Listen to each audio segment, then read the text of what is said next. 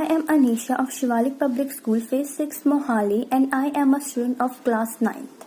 So now, along with my partner, we will discuss about our idea of choosing and recycling box.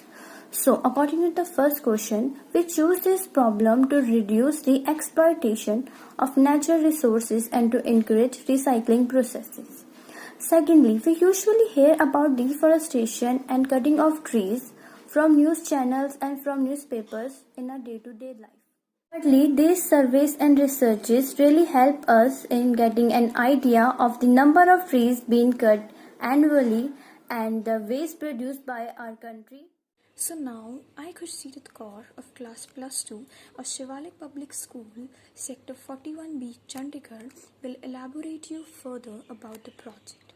The basic idea behind our project is to reduce and recycle whatever we can in our daily lives, not only paper but also the wet waste that we collect. We also focus on proper waste management as it is very important for the protection of our environment. Now, if I talk about how it will solve the problem, it's very easy.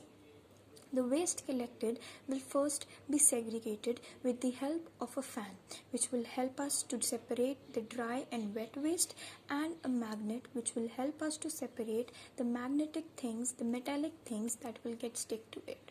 It will then be recycled, and then the leftover one will be thrown into the garbage.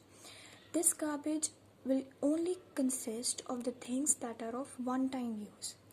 Also, I would suggest to reduce one-time use things such as the plastic we use, as it could be very dangerous for our own environment. And yes, if it is selected for phase 4, we will create it in such a way that it is implemented not only in our schools but also in our community. We will try to create it in a very easy manner and a feasible one so that everyone could afford it. We would place an empty box in our school for collection of paper waste, and then we will allow it to recycle it in our recycle box. Thank you.